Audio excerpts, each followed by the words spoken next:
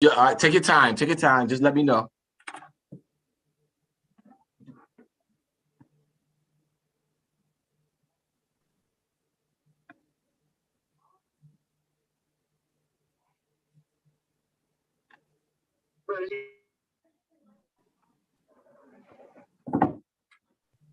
Mr. Chair, we're all set. Okay.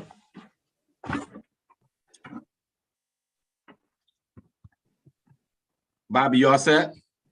All set. All right. We can begin. I would like to say good morning and welcome members of the most important committee in the state of Connecticut, which is the Education Committee. It's Monday, March 22nd.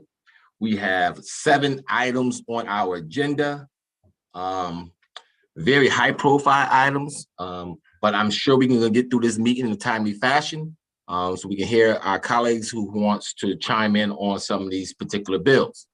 I'm excited about getting things done, but I don't think I'm as excited as my co-chair. So I'm gonna let my co-chair say a couple of words and pass it over to our ranking members, and then we're gonna get this party started. Representative Sanchez. Thank you, Senator, and just eager to get this meeting going. Moving forward, we have a really good equitable bill here that I'm excited for, and I hope that we can pass it out of committee.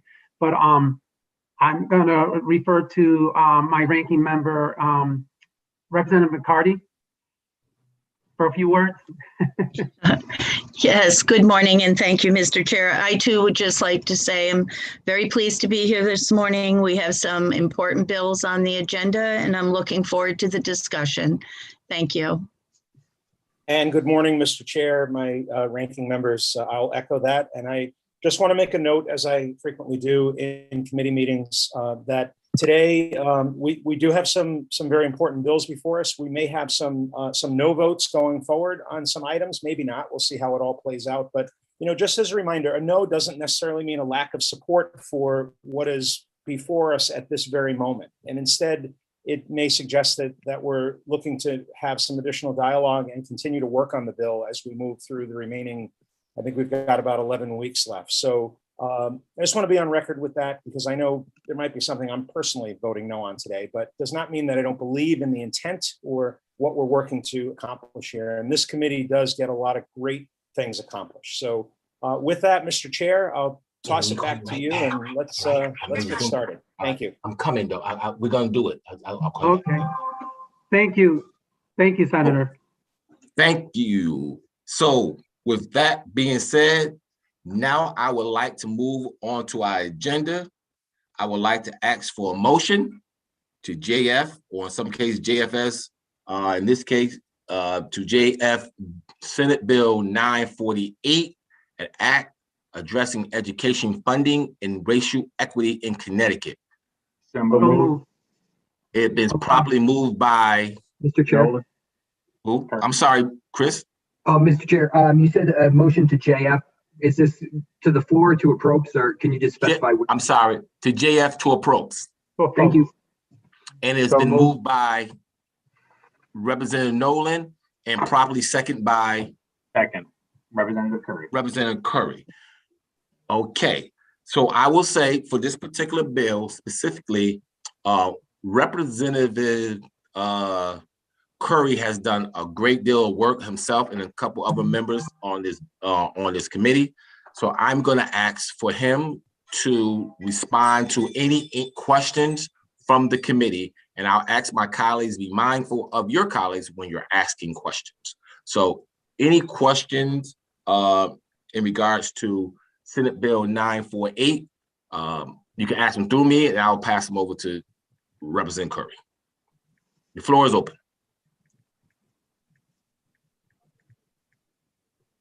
Okay, Representative Belinsky.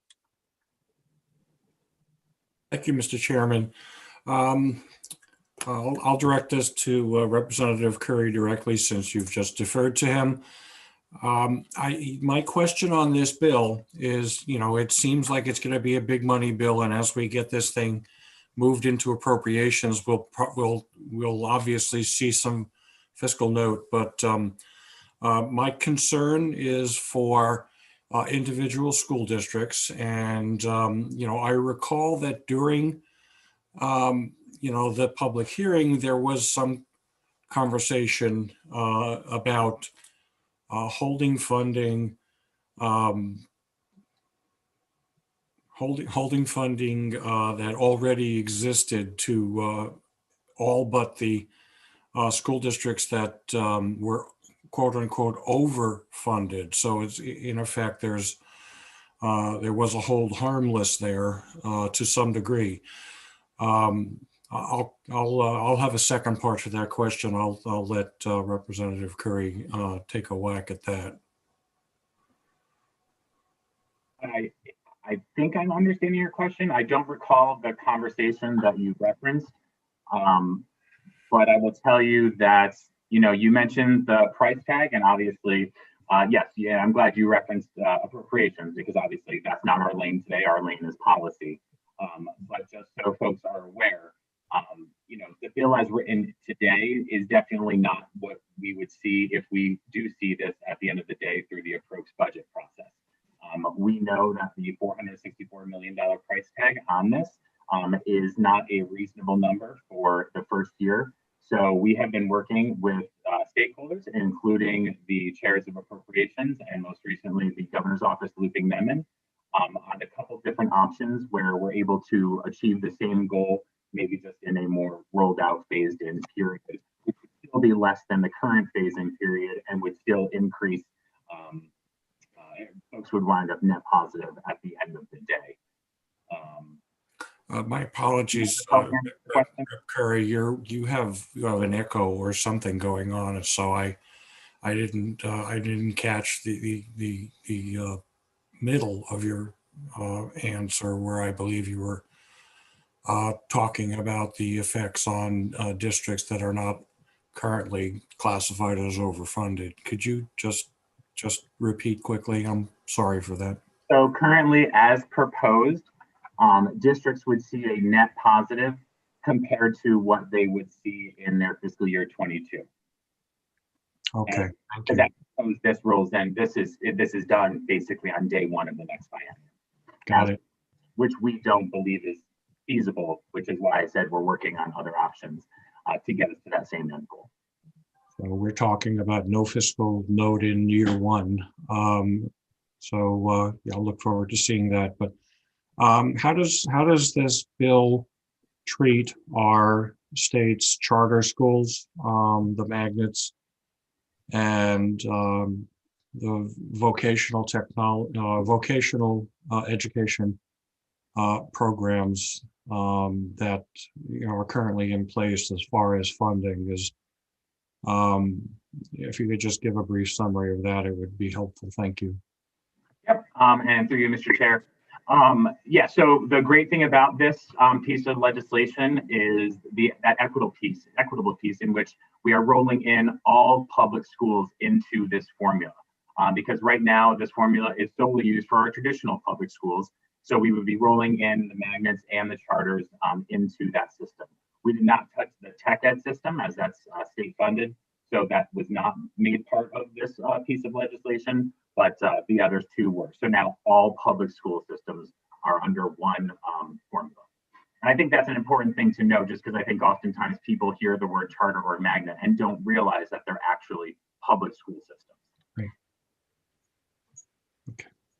All right. Thank you very much for those answers. I'm certain there are other members that have very important questions. I appreciate your answers, sir, and thank you, Mr. Chairman, for allowing me to speak. Thank you. Bobby, you're monitoring the hand, so you just call the next member of the committee. Representative McCarty. Yes, good morning. Thank you, Mr. Chair. And I will direct my questions to Representative Curry, and I know you've worked very hard over the years on this bill. So if you could, just so there's clarification for the committee members and for everyone interested in the bill, I believe that it increases the grant amount for 178 of the school districts currently. I know there was I'm up next. about whether or not districts would lose any funding with this proposal. So I just wanted to put that out there. And then if you wouldn't mind, Jeff, going over so everyone understands, there are some changes to the ECS formula here, working with our ELL students and others. So if you want to just maybe quickly go over the changes to the ECS formula, and then I'll have a few more, but I'll take them in steps. Yeah, absolutely. And thank you for that question. So through you, Mr. Chair, back in 2017, for those of us who were here, we, through the bipartisan budget, created the new ECS formula that we are currently abiding by. And regardless of what happens with other proposals out there, I hope we would continue, at least at a minimum, to continue to abide by that.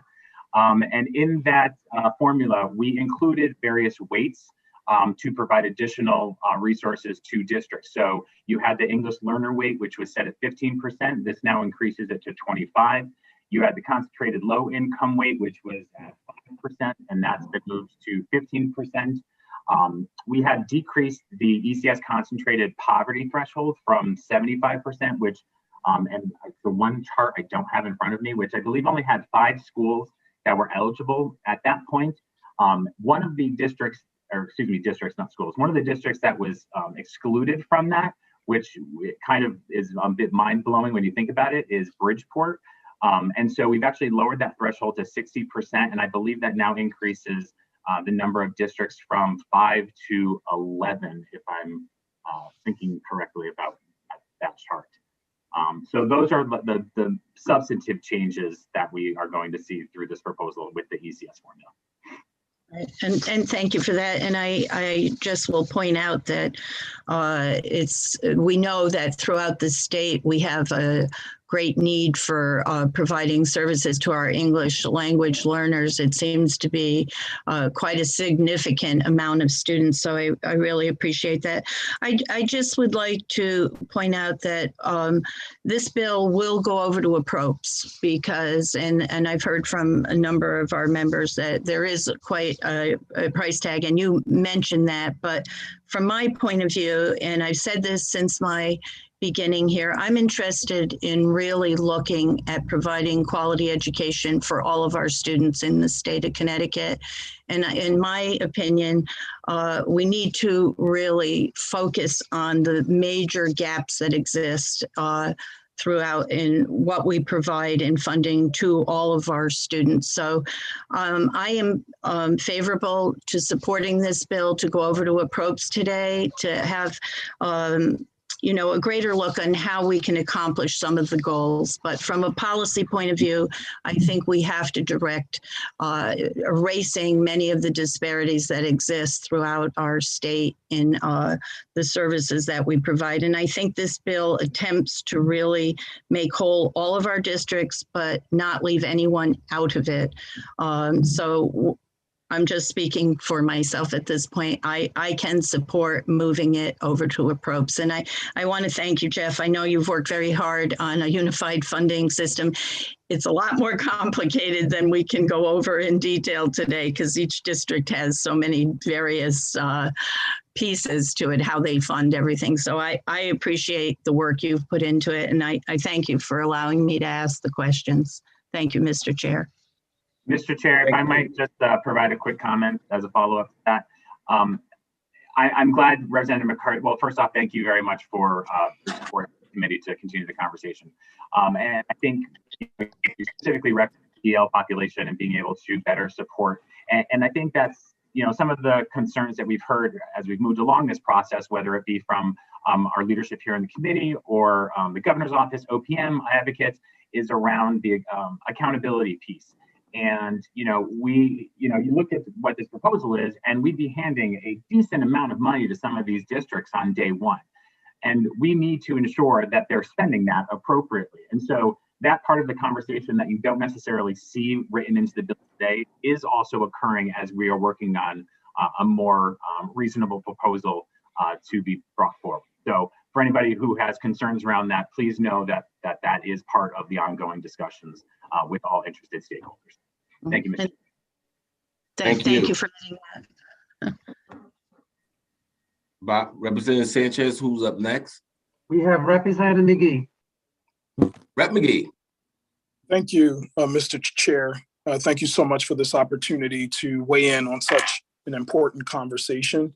And I have more of a comment, and I'll sit back and listen to the rest of the meeting.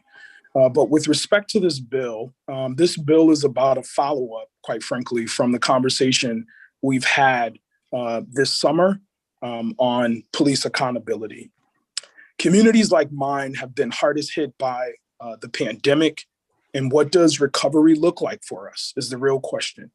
It means that we have the opportunity, or that we have rather the resources to fund our own recovery.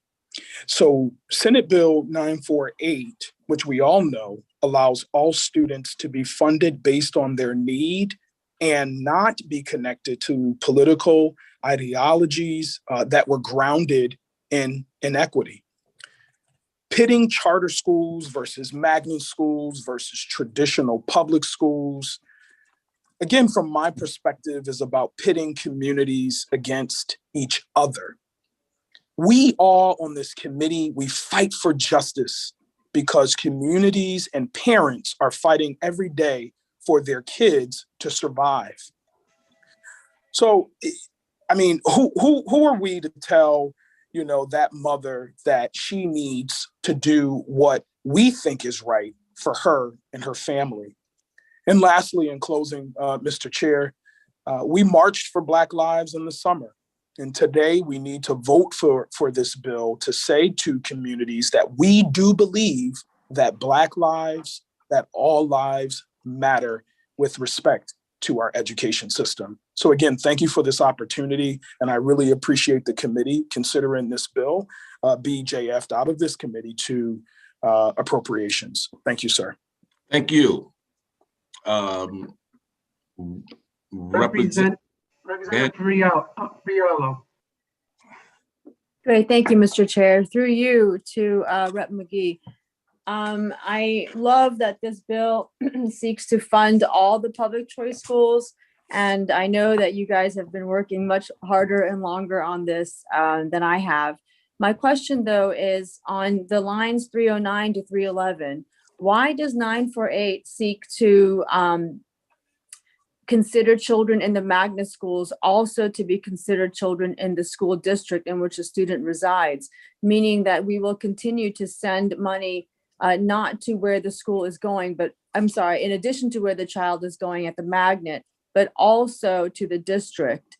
It seems that, yes, the district schools need funding, but we could fund with greater accountability and transparency and accuracy, as opposed to continuing the odd double enrollment count, which seems disingenuous and not really, not right to send money when the child is not there. I just wondered if we wouldn't want to clarify that language and not continue that practice.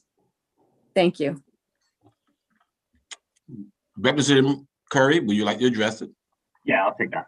And thank you, Representative Fiorello, for that question. And it's, your work that you're doing, because I think we all have our arrows pointed in the same direction, and that end goal is just a matter of how we get there. So I just want to show appreciation for that. I know this conversation has happened and came up a couple times in the public hearing with regards to the double funding that folks want to say. I think that we have to understand that by eliminating that would take funds away from districts that have already been chronically under-resourced, and that would just exacerbate the racial disparity gap that we already know is apparent in the district. It would take to the tune of $100 million or a little bit more directly from some of those most under-resourced districts.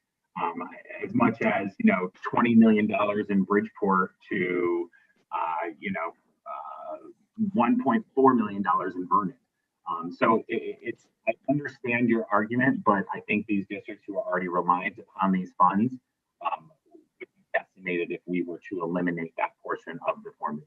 And again, we started with the existing formula as it's written and worked off of that. So this is not anything that's coming to light today. I hope that answers your question, Representative. Yes, if I could follow up comment.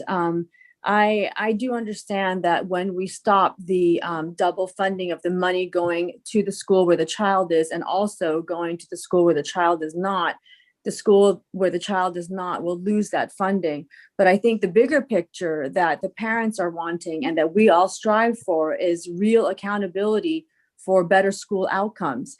And if the district schools do perform, the children wouldn't leave. And I think that it's not to think of it as a defunding of the district school, but to create a system that really recognizes and is accountable to where the child is getting their best education. I think in time, the district schools will also thrive as the choice schools are able to meet other needs as well. I just think that, you know, we would be creating a system where we continue something that we know is not really the right thing. I mean, to double count a child is kind of odd. Like it just, I think we all know that, but anyways, but thank you, Rep. Curry. And I think it's also important to note through you, Mr. Chair, that, you know, the students are coming out from all various different classrooms. It's not as though it's all one class that's coming out that you're able to shut down and find some sort of savings to balance that all out. But I do hear and I do respect that position with regards to accountability. And I think that is kind of our next conversation that we're having as we continue to move this process along. So I thank you for those comments. Thank you. Representative Cook. Thank you, Mr. Chairman. I just have a brief comment. I think that the direction that we've been going in, and I can't thank Representative Curry enough for his dedication to this conversation. You know, we have a moral and ethical obligation to educate all children, regardless of age, race, you know, and location. But I do think that there are a few things in here that I would like us to see work on. So out of respect to the committee and my good colleagues, I have no problem supporting this moving forward. I want to ensure that we continue the conversation about education, something that's been going on for the 13 years that I've been here and on this committee. And we haven't seemed to, you know, have gotten it right yet. And I'm hoping that this starts that conversation about getting it right. But I do have some things that I think that we should look at in moving forward. And Representative Curry, I know that we briefly spoke and we'll continue to speak. And I have great faith in your dedication and commitment to this. I just don't want anybody out there watching this vote to think that if this is a, you know, press the button and we're good to go. You know, I know Senator Bertho makes that very clear always, that just because we vote one way or the other doesn't mean that we're going to continue this conversation to not support or support later on. I just hope that when we talk about funding across the board, we look at all of those situations and we put people on that equal playing field, because every student deserves the best education that we could get them. And so I really look forward to continuing this with you. Thank you, Representative, and thank you, Mr. Chairman. Thank you for your comments, Representative Cook. Who's up next, Representative Sanchez? Representative Felipe. Thank you, Mr. Chair. And it's not any questions, but more so comments and a matter of perspective. I'm from the great city of Bridgeport, and a lot of things in this bill for me address a lot of the things that I went through as a student, a lot of the things students are going through now, and things that I see through my constituents every day. First and foremost, we aren't even included underneath the concentrated poverty weight in ECS. I think that's atrocious. Bridgeport has a tremendous amount of concentrated poverty. We have a tremendous amount of people who are struggling financially as families, and they don't get the support through that weight, which it was intended for, as well as having a crazy amount of ELL students who are also not getting that same support. And then I think about my constituent on Cottage Street, who has 3 children in 3 different public schools. Her oldest son goes to Fairchild Wheeler. He's 15 years old. Her middle son is 12 years old, and he goes to a public school, Cesar Batalla, a traditional public school. And her youngest son goes to Great Oaks at 7 years old. Rep. McGee spoke earlier about how this treats our communities differently.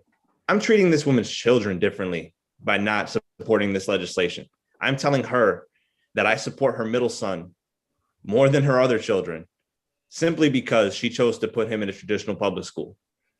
And for that parent, she's told me before, it feels like I am penalizing her children for choosing to go to choice schools. But they went through the same system that I grew up in, the system that sent me to schools that didn't have gymnasiums or cafeterias, that were severely overcrowded, that were in terrible neighborhoods. My kindergarten classroom was on the junior floor of a public high school. We saw public high school fights in kindergarten. I think that's a ridiculous thing to put a kindergarten child through. And we had to do that because of the lack of funding that we had just for our public schools. But we've provided with magnets, with charters, alternatives for these children to get equitable education. And yes, I understand that we need to first and foremost support our traditional public schools, because that's where the bulk of our children go.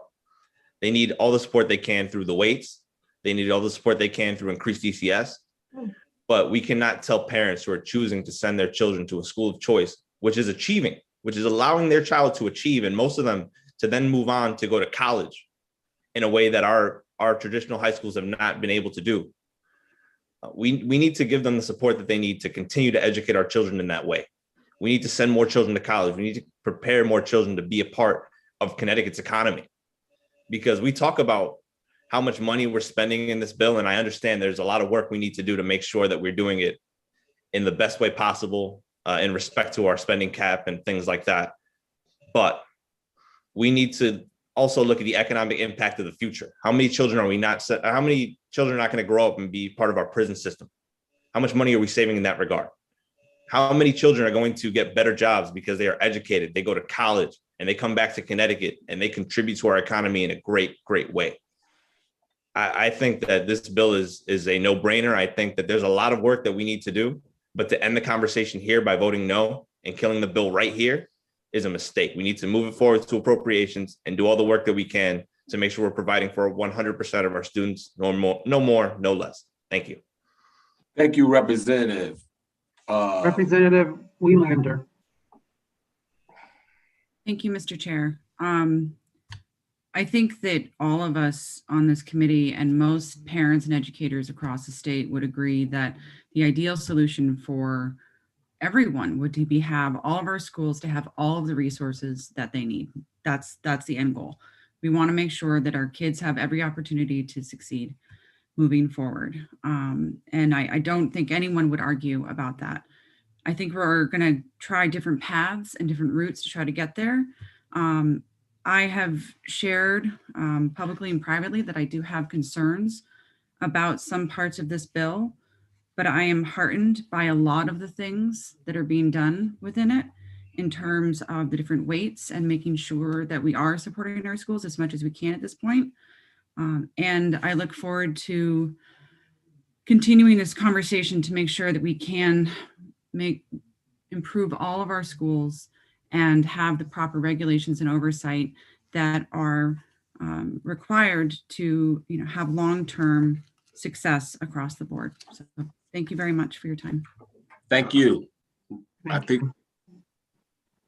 Representative Devlin? Devlin, yeah. Yep.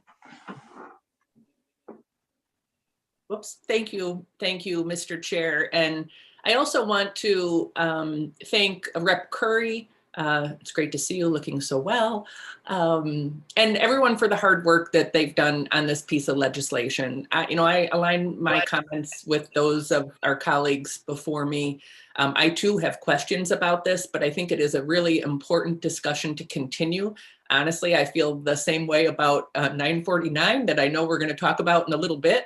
And they take different paths to trying to achieve a goal of, providing quality education to all of our children, which they have a right to access. So I am going to support this, but I do have questions going forward. I hope they can get resolved, and I look forward to the discussion continuing. So thank you very much. Thank you. Representative Nolan.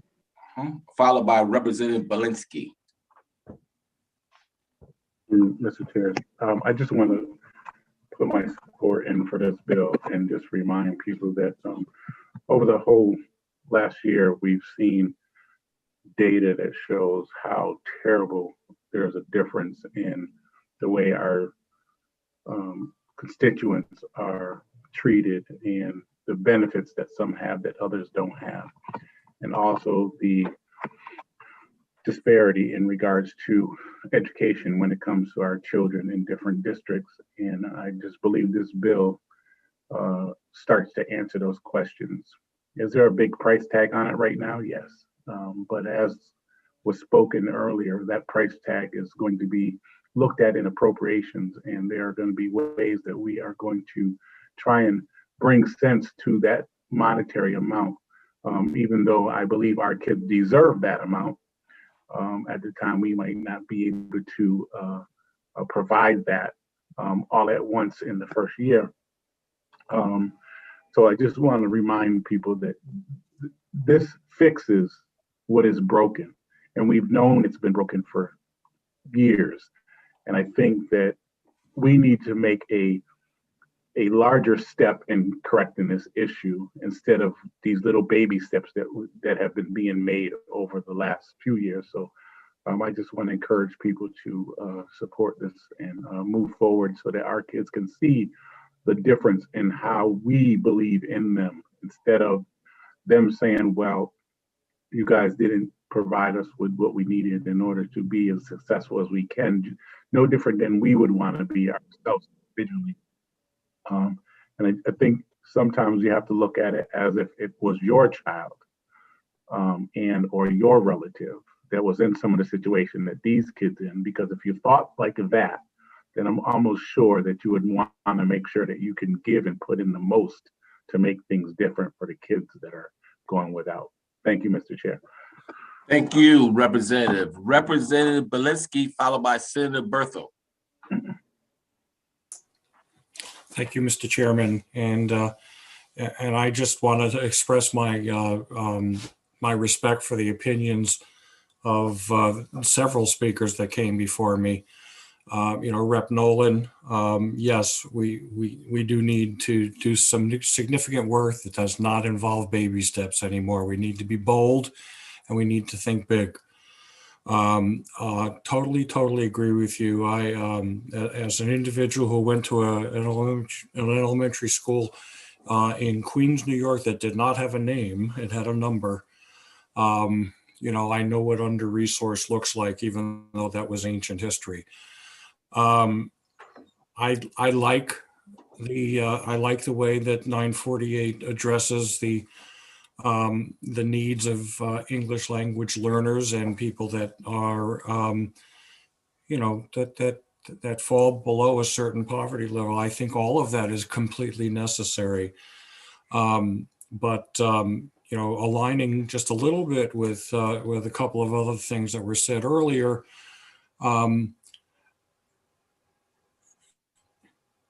I'm going to be supporting this concept. I'm looking forward to it having further work.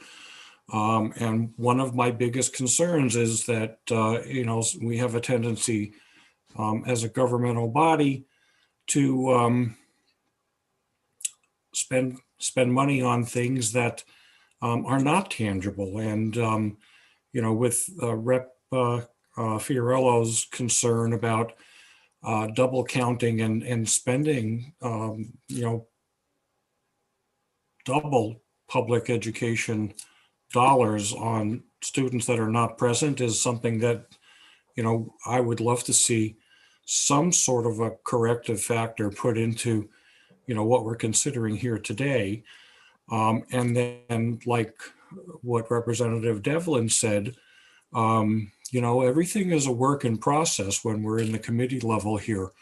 So out of consideration, of course, we want to move, challenging solutions forward in the form of a 948. But I would also say that, 949 is another one of those potential bills that comes at it from a different angle, but if it's treated as a work in process, or in some ways are, maybe brought together with 948, we might be able to accomplish, goals coming at it from, 2 or 3 different directions, and overcome things like, fiscal notes that are caused by and exacerbated by double counting. So, I believe in having the open mind and having the conversation. I do understand all, I can never understand all of the blood, sweat, and tears that have been thrown into this by people like Rep. Curry Rep. Felipe. I mean, your energy and your personal connection to it is very important. Hearing it coming from you with that genuine experience is important, and it's hard to look away. So same for Rep. Nolan. We're all coming from places that aren't the same, but we really do as a committee want to just do the right thing. So let's keep our eyes open to everything and judge everything as a merit, and understand that, the legislature sort of makes a living combining bills to, try to get a better outcome. So, I plan on voting this for further consideration, but I'm probably also going to be voting 949, in 10-15 minutes for further consideration to keep it in play for what it does do. So thank you very much for enduring my my oratory, and I appreciate the opportunity to speak a second time, Mr. Chairman. Thank you, everybody. Thank you. Senator Berthold, followed by Representative Leeper, followed by Rep. Veach. Thank you, Mr. Chair. We have, first of all, I'd like to acknowledge Representative Curry for the work that you have been doing on this. Thank you. I don't really have a question. I guess I'm adding my voice to the statements that are being made. And as part of the leadership of this committee, I certainly, along with my ranking member and two chairs, we've been at the very beginning of the discussion on this bill. And I think what we've witnessed this morning thus far, 41 minutes or so into the meeting, is some very passionate and compassionate debate on the merits of 948. Where I still, and maybe I'm a little bit old fashioned, I don't think it speaks to being a conservative or liberal or Republican or Democrat or what have you, but I still think that we have a process that we follow in the legislature. And when we look at a bill like this that has such an enormous price tag, and again, with full understanding that we are on the brink and on the precipice of something really good that I think we fundamentally all agree we need to do.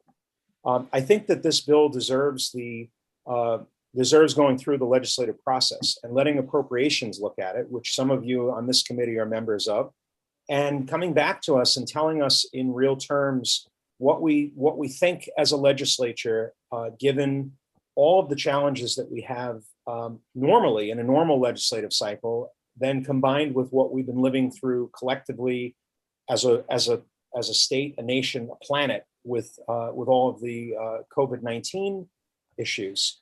I think we need to have a really good understanding back from the committee that basically tells us how and where we can afford, what we can afford and how we can spend certain tax dollars. We need to have that analysis back. And I think for me, and it sounds like for some of my colleagues on this committee, both Republicans and Democrats alike, that's an issue for them as well.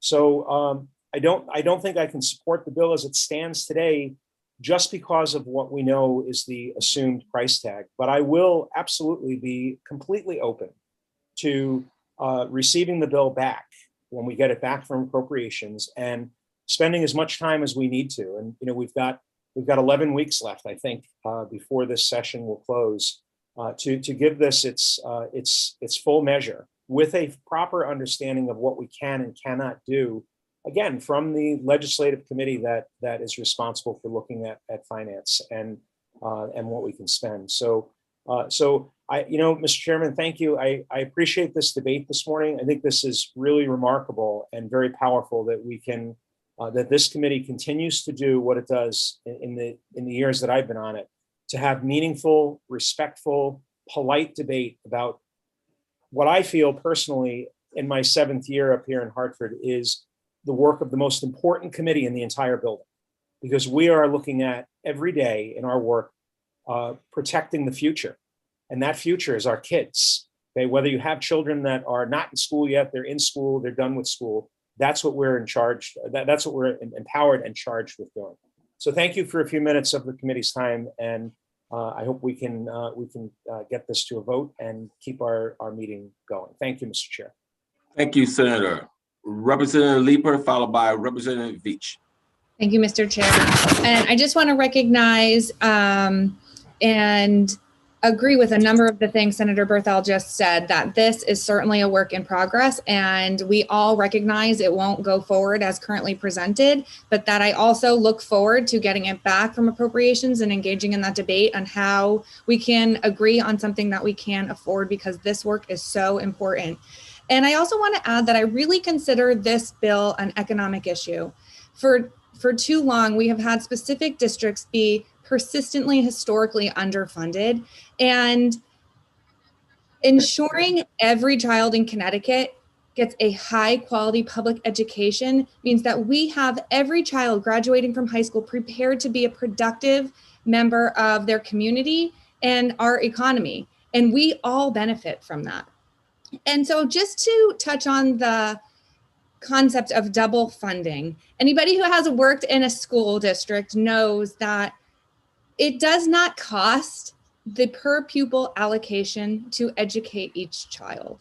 That is an average number that is calculated based on how many children you have in your school or in your district. So when you lose one child, the school does not save that $11,000, let's say, because the teacher doesn't go away. You can't collapse classrooms. It's not such a perfect and efficient system as that.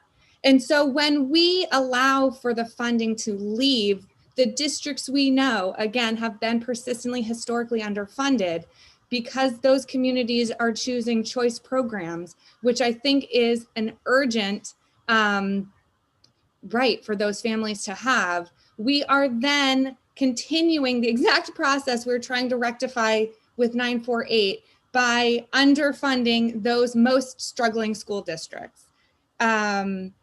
And so I just want to again say, by ensuring we don't do that is how we grow our economy for all of us, because that is how we can close this gap and ensure every child is prepared to be a productive and meaningful member of their community and our economy. So thank you so much, Mr. Chair, for the time. Thank you. Representative Veach. Thank you, Mr. Chair. I just want to kind of piggyback or mirror what Rep. Belinsky has talked about. I think there are good things with both of these bills and not so good things with both of these bills. And I'm certainly going to advocate to move forward so that we can at least have appropriations take a look at what these things are going to cost us and how we could really put the best of both of these things, these bills, if you will, going forward. Everyone has done a lot of hard work in terms of 948 and 949, but it needs some tweaking, clearly. I don't think we can afford either one of them to the extent that we're asking, but I think they both merit, and we owe it to the children to do something better than what we're doing. And it's critical that we work together as a group and come up with something that is affordable, equitable, and good for everybody. You know, I live in a small community. It's not such a big deal for me, but I work in a very large community, and it's, you know, detrimental for a large city in some of these instances. So I thank you for your time, Mr. Chair, and fellow committee members, and I look forward to working on both of these bills moving forward. Thank you. Thank you. Do we have any Representative McCarthy? Yes, thank you, Mr. Mr. Chairman, and just very quickly, I wanted to give Representative Curry also the opportunity to comment looking directly at the bill. You know, we've had so many various types of funding avenues for all of our different types of magnet schools. So could you just say, Representative Curry, for the benefit of the committee, how you believe this particular bill will bring more transparency and predictability to the funding streams by this particular bill? I can't see you, but I know you're there. Yep, no, I'm here. And more transparency, so predictability. So yeah, I mean, once we, and I think we all were able to see and appreciate that when we passed what we did in 2017 and really set a path for our districts to have that level of predictability, that did wonders when it came to their budgeting process each and every year. You know, coming from East Hartford, we have one of, if not the earliest budgeting process where the Board of Ed submitted theirs to the mayor's office at the end of the, they just did it at the end of 2020 or the very beginning of 2021. And we haven't even discussed what's happening here at the state at that point. But if we have this predictability where now we're rolling into this phase in would be the charters and the magnets, that would again give them that sense of security, knowing that that money is coming. Right. I hope. Yeah, it did. But I was also thinking about the various streams of now in the billings that go back and forth. This will also add to that transparency with this bill. And then just finally, I would like, yes. Yeah, because we would be eliminating like the tuition payments and we're collapsing all of these various funding sources. And yes, we're hoping to just simplify this so anybody can look at this and understand what is to come. Right. And then if I may, Mr. Chairman, just very quickly, I appreciate Representative Leaper's comments, having served for a very long time on boards of education. So understanding some of the funding areas. So I think you hit that very well. And then just finally, if I may say, I also appreciate and respect the opinions that we've heard today. And I know this bill will take more research and looking. I do want to point out that the members did receive the runs for the different towns. So I was very appreciative for that. And I'm looking forward to continuing the work on this bill. And thank you for the second time, Mr. Chairman. Thank you. Representative Gibson. Thank you, Mr. Chair, and good morning, everyone. I would like to just concur with a lot of the compliments, a lot of the actually comments that were said earlier. As an educator, I'm so proud to be on this committee. I'm in support of this bill. I was elected in 2018, and I want to thank Representative Curry for what you've done. But under the leadership of you, Senator McCrory and Senator Sanchez, this committee has done some great work in just these 3 years that I've been here. We've passed some legislation that has not been passed anywhere else in the country, whether it's the Black Latino History Bill, the Holocaust Bill, minority teacher recruitment. Let's do the right thing and let's look at this bill. Money should not be an option when it comes to our kids. I'm on appropriations. I'm going to do the best I can to make sure that we fund this and look at the right way. But we've done some good work as a committee. Let's continue doing good work for our kids. We should not have to worry about a price tag when it comes to our kids. When we know if we look at the bill the right way and we appropriate the funds the right way, we can get this done. Thank you, Mr. Chair, and thank you for your leadership. Thank you. Any other questions, comments from the committee? Looking for hands. Bobby, look for hands. No hands. No hands up. Colleague, Bobby, do you have a comment, question? Do you want to add? I just want to say that I support this bill. I mentioned it earlier that it's, we talked about equity.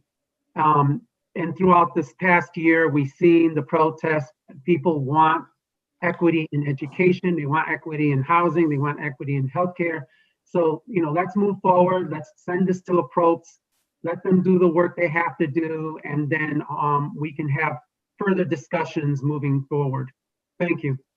Thank you. And I'll just add my 2 cents. I believe 948 is not a perfect bill. I believe we have an opportunity to work on it. I believe 949 is not a perfect bill. But I do want to echo and co-sign the comments of Representative Veach said that we have to, and we owe it to our children to do something about equity, funding, and accountability. And I said in my caucus meeting, and I'll say it publicly, there's absolutely no research that says just spending more money will get better outcomes. And anyone knows me, I will say it again. I am not interested in pouring more money into systems that don't produce outcomes. And whatever we do here, as we move this forward, it will be very important for us to make sure we have some accountability with the money that we're spending. So we can continue to work forward and move this bill, which I think we should do, to appropriations, because that's where it belongs. But we're going to continue this conversation, because I'm not interested in going back to business as usual. Because business as usual has gotten us to where we are.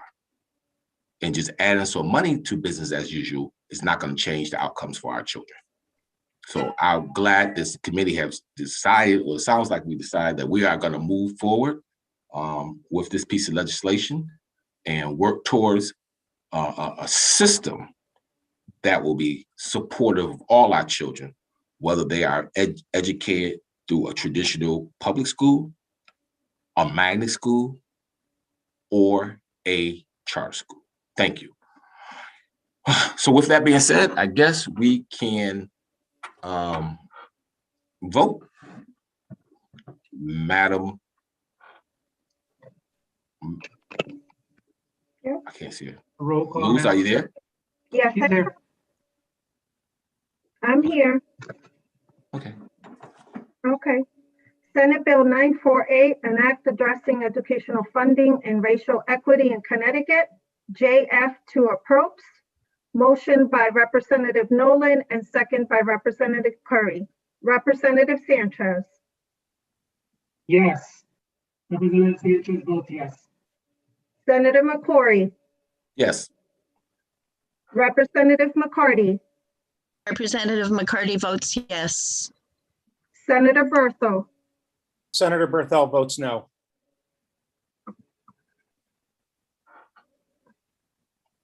Representative Berry. Representative Berry votes yes. Senator Dorothy Abrams. Senator Doherty Abrams votes yes. Thank you. Representative Belinsky. Representative Belinsky votes yes. Representative Callahan. Representative Callahan votes yes. Representative Candelaria. Representative Candelaria. Representative Carney. Representative Carney votes yes. Thank you. Senator Champagne. Representative Cook. Representative Cook votes yes. Thank you. Representative Comey. Representative Comey. Representative Curry. Representative Curry votes yes. Thank you. Representative Devlin. Representative Devlin votes yes. Thank you. Representative Exum. Representative Exum votes yes. Thank you. Representative Felipe. Representative Felipe votes yes. Thank you. Representative Fiorello. Representative Fiorello votes no. Thank you. Senator Flexer. Senator Flexer votes yes. Thank you. Representative Jenga. Representative Jenga. Representative Gibson. Representative Gibson votes yes. Thank you. Representative Haynes.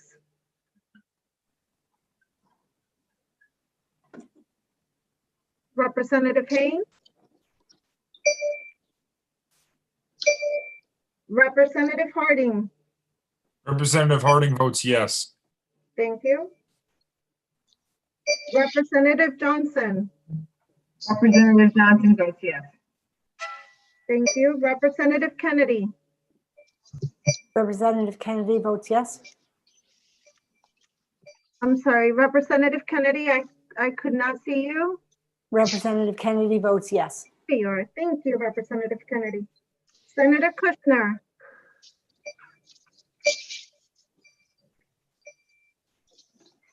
Senator Kushner. Representative Keeper. Representative Lieber votes yes. Thank you. Representative McGee. Representative McGee votes yes. Thank you. Representative Napoli. Representative Napoli votes yes. Thank you. Representative Nolan. Representative Nolan votes yes. Thank you. Representative Parker. Representative Parker votes yes. Thank you. Representative Pettit. Representative Pettit votes no. Thank you. Representative Manny Sanchez. Representative Smith. Representative Smith votes yes. Thank you. Representative Beach.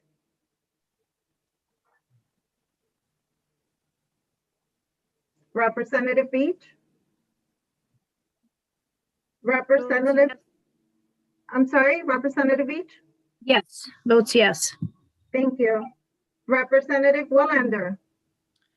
Representative Wielander votes yes. Thank you. Senator Winfield.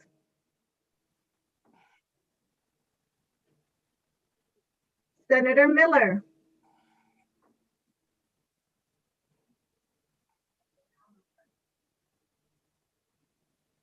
Okay, thank you. Mr. Chair? All right. Do we have a vote count? Mr. Chairman, Yes, sir. pardon my interruption, sir. Will we be holding votes open today for Yeah. members that are missing? Absolutely. We'll hold votes open to 2 o'clock. Thank you, sir. We'll hold the votes Mr. open. Chairman? Yes. And Representative Candelaria votes yes. Thank you, sir.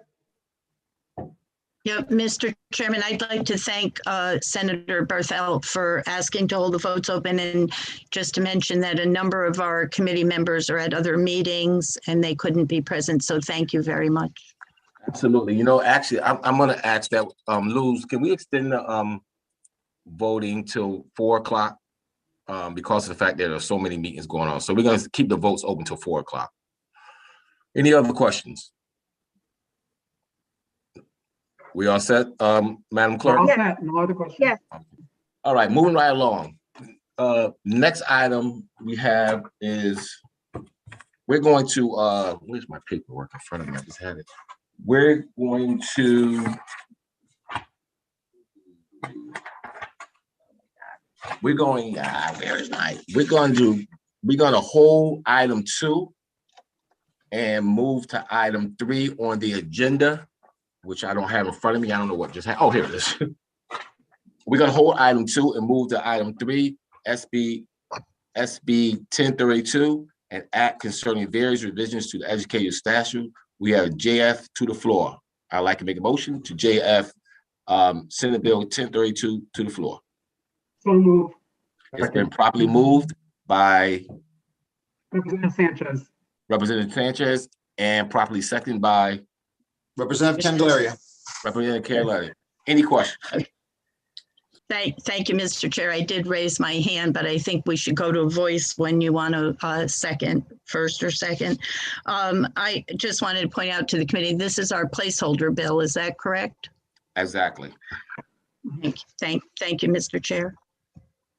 Any questions on our placeholder bill? Ooh, you guys are smart. Absolutely. Good idea. Seeing none, Madam Clerk, can you call the roll? Yes, sir.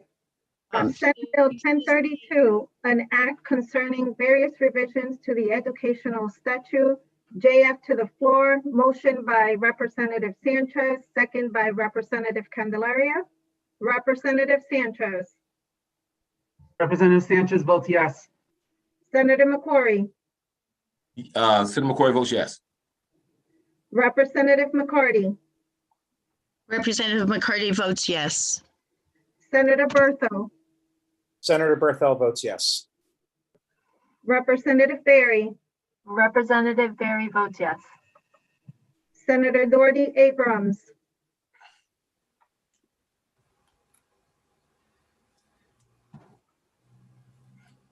Representative Belinsky, Representative Belinsky votes yes.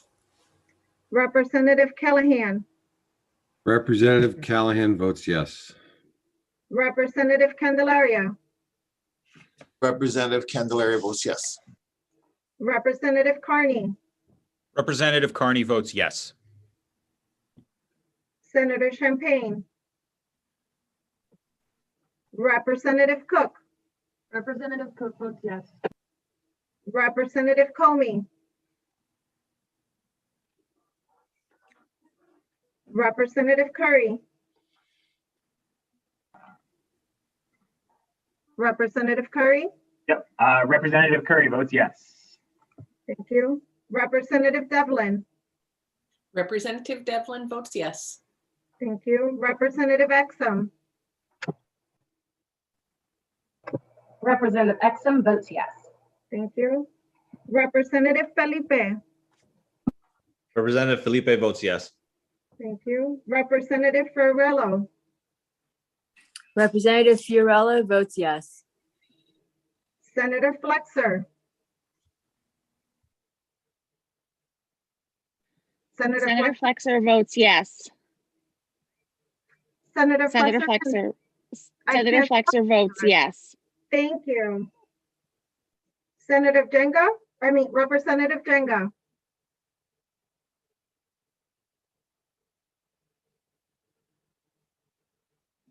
Representative Gibson, Representative Gibson votes yes. thank you. Representative Haynes,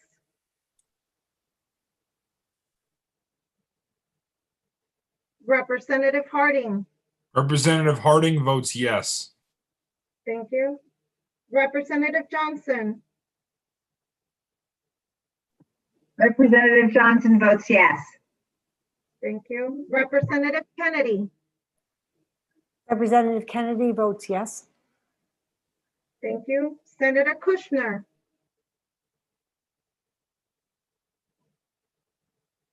Representative Leeper, Representative Leeper votes yes. thank you. Representative McGee, Representative McGee votes yes. thank you. Representative Napoli, Representative Napoli, Representative Nolan, Representative Nolan votes yes. thank you. Representative Parker, Representative Parker votes yes. Representative Pettit, Representative Pettit votes yes. thank you. Representative Manny Sanchez, Representative Smith, Representative Smith votes yes. thank you. Representative Veach, Representative Veach votes yes. can you repeat your vote, please? Yes, Veach votes yes. Thank you. Representative Willender, Representative Welander votes yes. thank you. Senator Winfield, and Senator Miller. Senator Miller, Yes, ma'am. Senator Miller votes yes. thank you. Luz? Yes, Representative Napoli votes yes. thank you, Luz? sir. Thank you, sir. Yes. Luz? Yes, Representative Jenga votes yes. Thank you. Mr. Chair, You're muted, Doug. Yes, ma'am. you may conclude. We have a tally? You want to give us a tally? Oh, I just keep No, going? no, No, we're holding you're votes open. I'm correct. sorry, you're right. Absolutely right. I'm sorry. Okay, moving right along. Next Mr. bill. Chair? Yes. Mr. Chairman, I think we may, going forward, we may have an opportunity without, if there's no objection, to form a consent calendar for some of these bills that are ahead of us. Okay, great. All right, we could just, we'll handle it that way, you know, going forward, if there's no objection to possibly. Okay. Well, you know, that's a great idea. There's a motion on the floor. Would you like for us to start a consent calendar? Yes, Mr. Chair, I would move that we start a consent calendar. Thank you.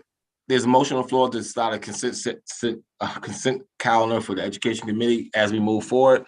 There's a motion out there. Can I get a second? Second it. Okay, it's been properly moved and second.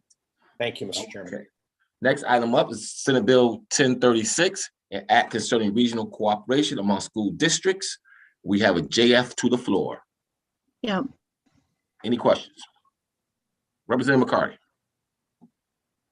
Yes, thank you, Mr. Chairman. I think I'm unmuted and I was going to suggest the consent calendar. I had my hand raised there, but I would just like if we could have some clarification. I know that this bill attempts to allow for our elementary and middle school students to be tuitioned out similarly to the way we operate currently with our high schools. But I would just like to have confirmation that this would still allow the local Board of Education to work to make that ultimate decision. So it isn't an actually given. It would still have to go through the process with the boards of education deciding whether or not they would be tuitioning out their students. Is that correct, Mr. Chairman? Yes, absolutely. This bill extends the idea that the opportunity for school districts to actually, I think we call it tuition out their students in K-8, sort of similar like we do in regional school districts when our kids when a community do not have a high school, but they have a regional high school. This will provide opportunities for local LEAs to do the similar thing on a K-8 basis. Right.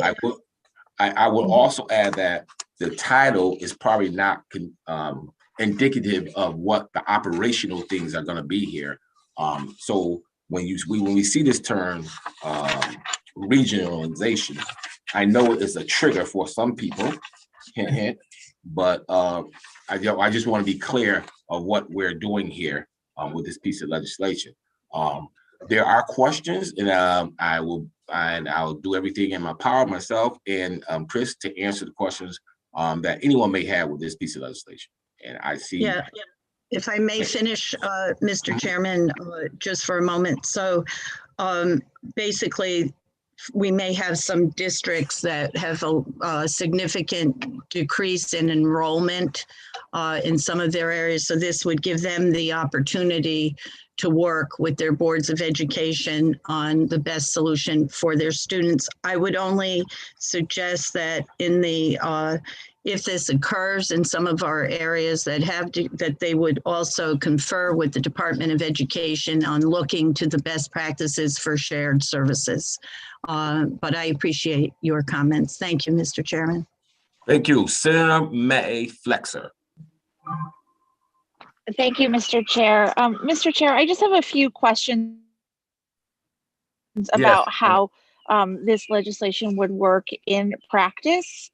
And I'm not sure who is the best person to address these questions to, but is the idea around this that if a school district has gotten, perhaps their student population in elementary and middle school levels have gotten so small that they need to consider whether or not they continue to operate their local school and maybe would work in cooperation with another school district to provide that education to their students jointly with the other town? Is that the intent? I'm representing, I was distracted, Senator Flexer. I'm sorry. Can you give me that question again?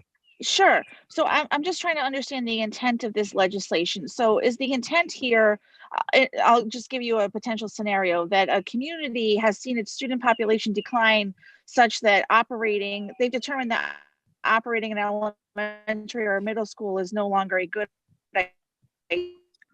idea for them, and they would want to then make school to pay to go to their school instead. Is that the idea here?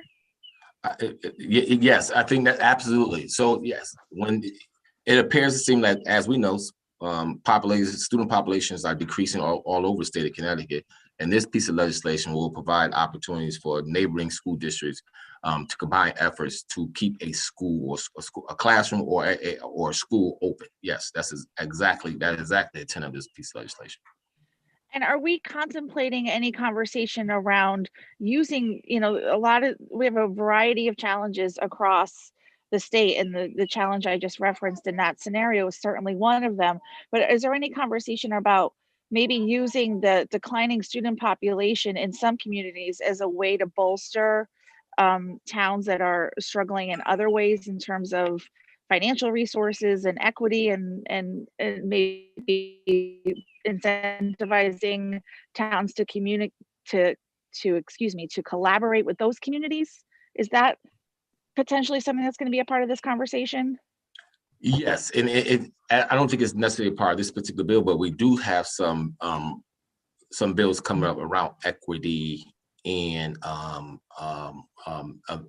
things of that magnitude, where I think where you're going at, because the idea is to again, provide families and children opportunities to, again, keep their schools open, but also work collaboratively with other school districts. And I would think this will be this is a great time to do that, considering school populations are smaller. This will be a great opportunity for school districts to combine efforts and economies of scale at the end of the day.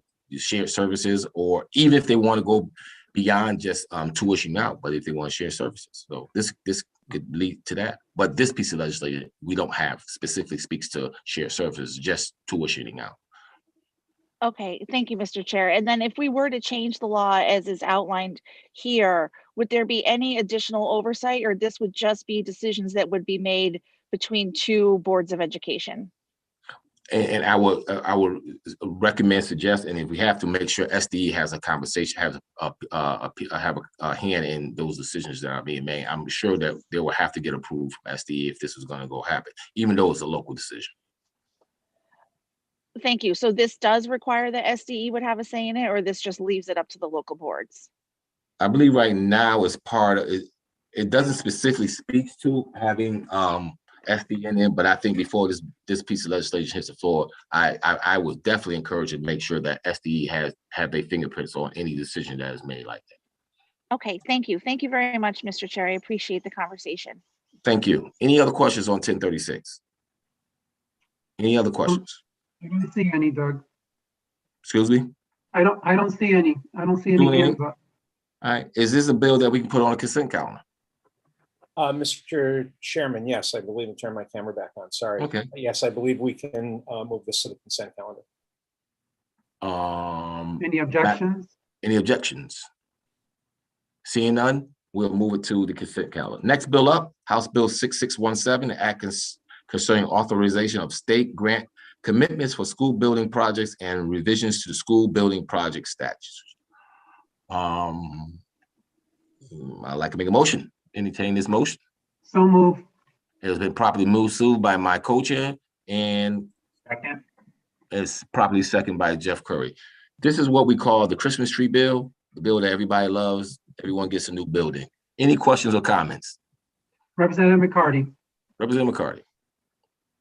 Yeah, thank you, Mr. Chairman. I would just like to say that I'm very pleased to see in this piece of legislation that going forward that we will, after July, I believe it is, of 2022, as we go forward with new school construction projects, that we have the water filling stations included in that in this proposal. So I just think it's a great addition. And then the other change, however, going forward, is that it allows the local boards of education to have more of a voice on who the makeup of the school building committee. Is that correct?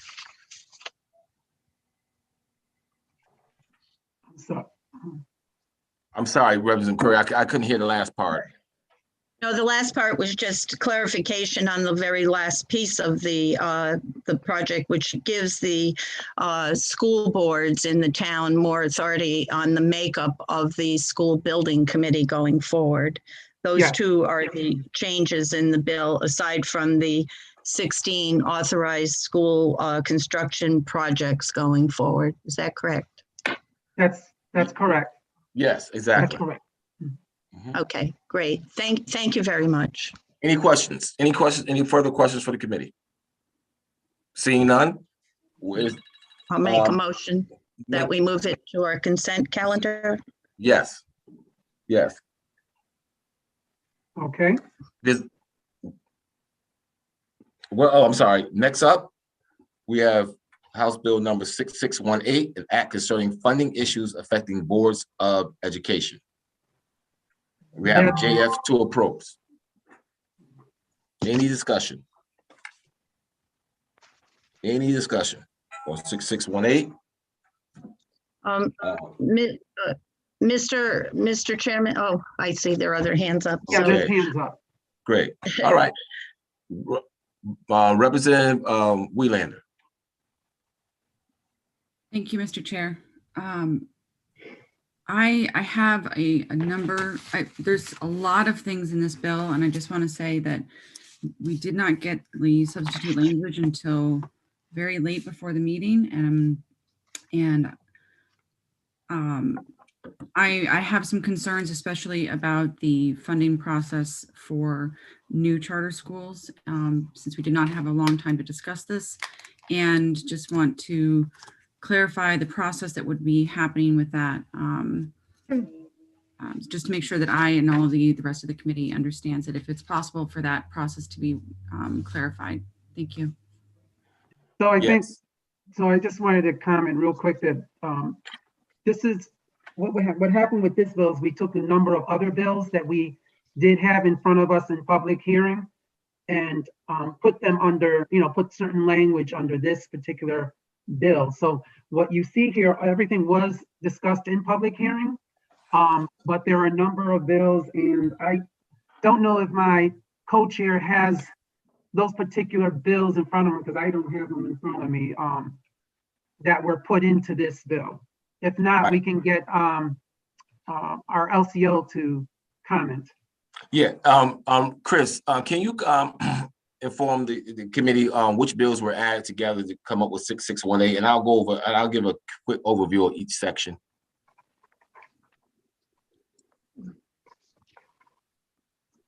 Thank you for that clarification. I should have been more clear when I stated that it was things that had come up previously, but that had been rolled into something to become quite larger than originally proposed. So that was my intent.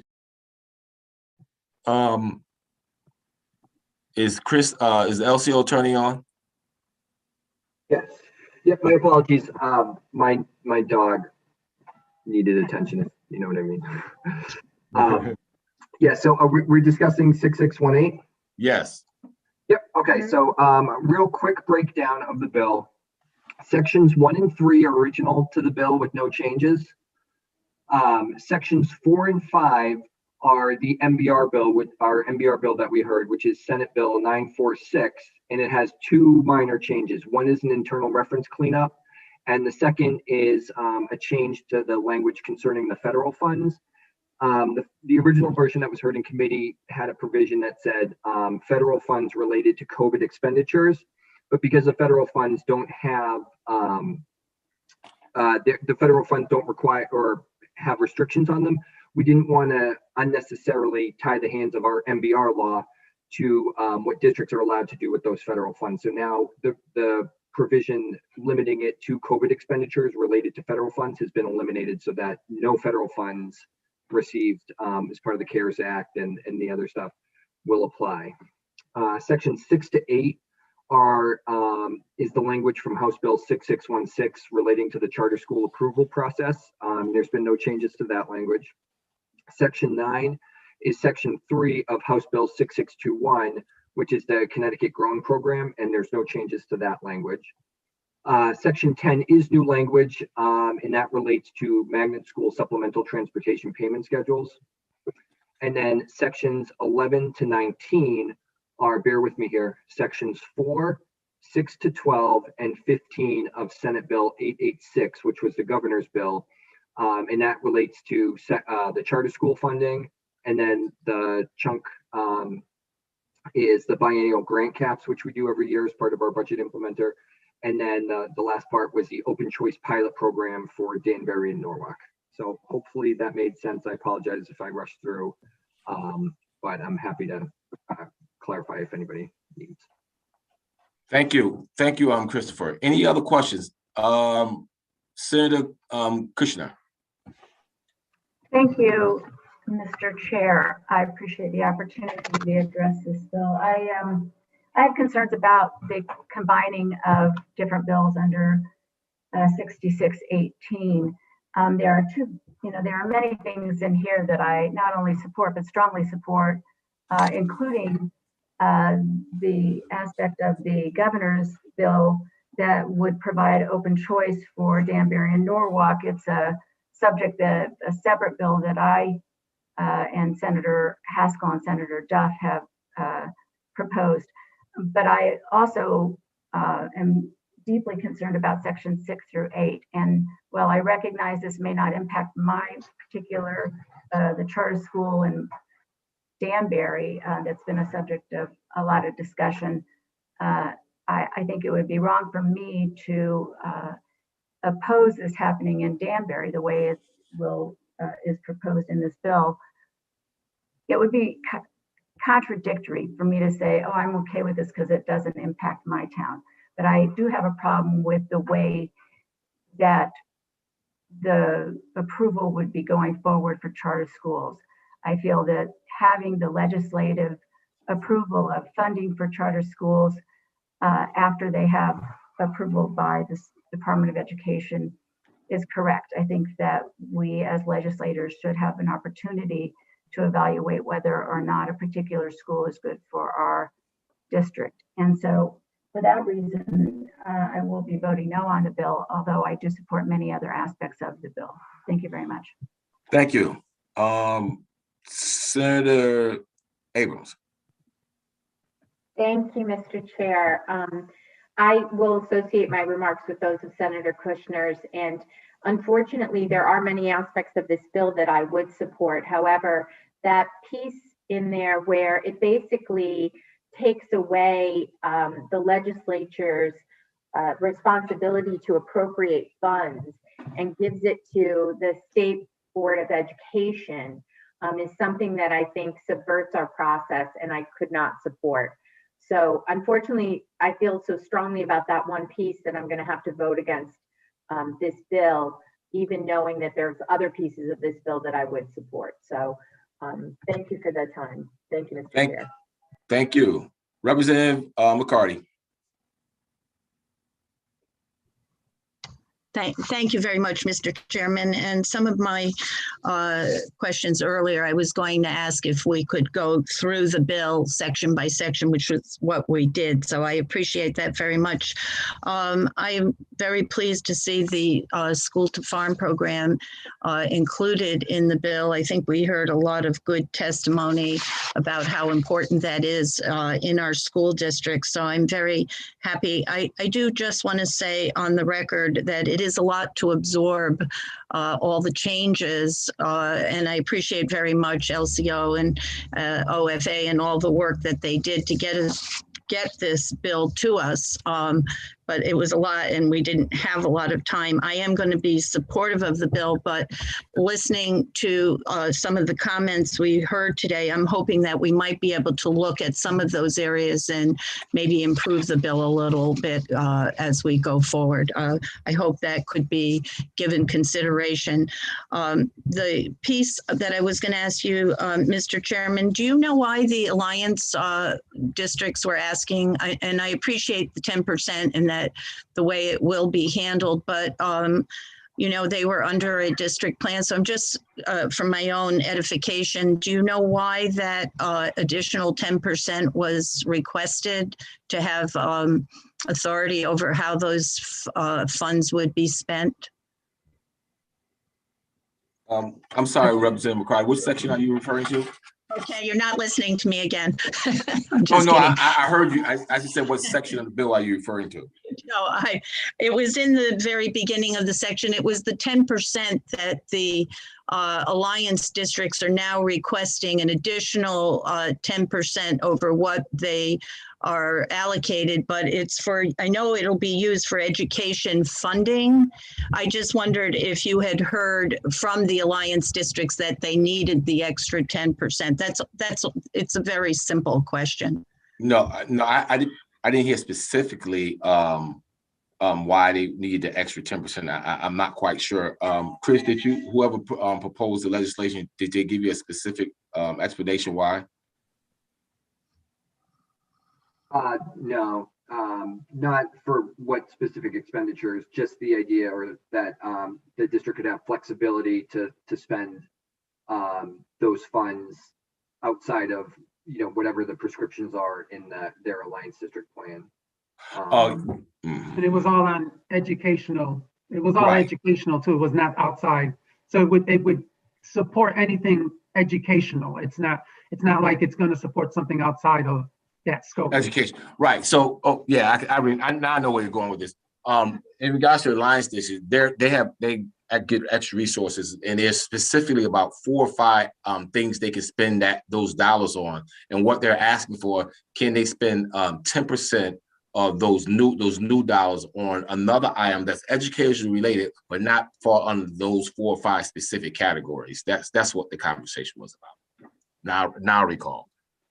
Right, it does have an impact on the MBR, and what I'm understanding is that it would increase the local board's MBR by that same amount. So that was just for clarification. Yeah, exactly. Right. Well, they're not going to get any new money to increase, to spend more than what they already have. They just asking if the amount they do have, can they spend 10% on an item that doesn't fall in category? I don't think it necessarily increases their MBR. They just want to utilize it in a different way. Right, and my understanding too, Mr. Chair, is that so if let's say they use $100,000 in alliance district funding, they would have, the city side would have to match that 100%. So this is a collaboration between the Board of Education and the city. So so that's the only way they can move forward, is if they collaborate and make that decision. Right, and the last comment I want to put on there is just to hammer it down now, because I recall the conversations. Say for example, they wanted to take like Bobby said, $100,000. I think the conversation was the local municipality would like to match those dollars, and if they do match those dollars, now you're going from $100,000 to $200,000. But they don't want that $200,000 to be used for the MBR number going forward. I think that's the thing we're trying to do here. Yeah. Okay. Any other questions? Well, and then just my final comment that even though we did receive this, and there are some concerns I hear, there are so many pieces of this bill that I need to support, but just the final comment, almost, except I believe the very end of it, we did hear about all these pieces throughout our public hearings. Is that correct? Absolutely. Okay. Thank you for that, Mr. Chairman. Thank you. Any other questions on 6618? Seeing none, is this a bill that we can consider for consent? No, I'm sorry. I take that back. I'm sorry. No, Mr. You're right. Chair. You're right, Senator Judge. You're right. Madam Clerk, please call the roll.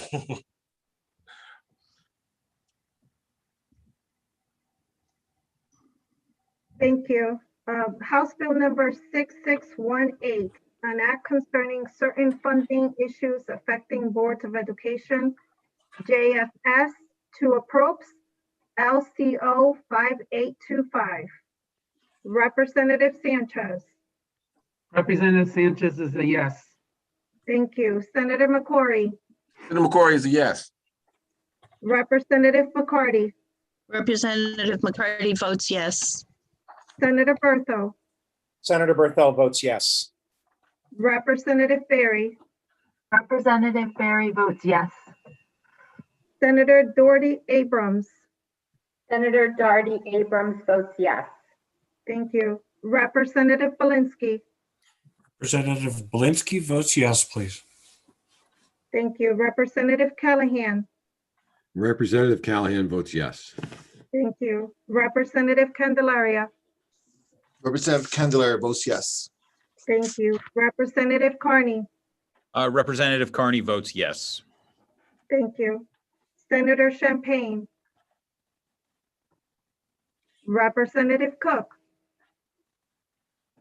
Representative Cook votes yes. Thank you. Representative Comey. Representative Comey votes yes. Thank you. Representative Curry. Representative Curry votes yes. Thank you. Representative Devlin. Representative Devlin votes yes. Thank you. Representative Exum. Representative Exum votes yes. Thank you. Representative Felipe. Representative Felipe votes yes. Thank you. Representative Fiorello. Representative Fiorello votes yes. Thank you. Senator Flexer.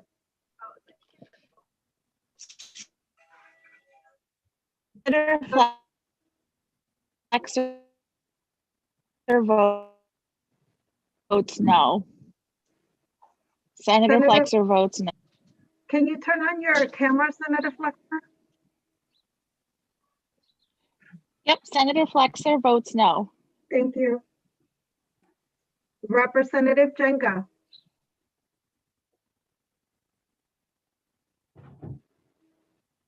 Representative Jenga. Representative Gibson. Representative Gibson votes yes. Thank you. Representative Haynes. Representative Harding. Representative Harding votes yes. Thank you. Representative Johnson. Representative Johnson votes no. Thank you. Representative Kennedy. Representative Kennedy votes yes. Thank you. Senator Kushner. Senator Kushner votes no. Thank you. Representative Leeper. Representative Leeper votes yes. Thank you. Representative McGee. Representative McGee votes yes. Thank you. Representative Napoli. Representative Napoli votes no. Thank you. Representative Nolan. Representative Nolan votes yes.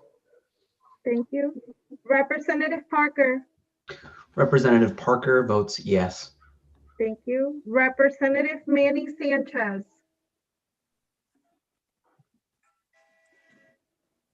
Representative Smith. Representative Smith votes yes. Thank you.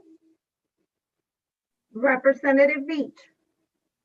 Representative Veach votes yes. Thank you. Representative Wallender. Representative Wheelander votes no.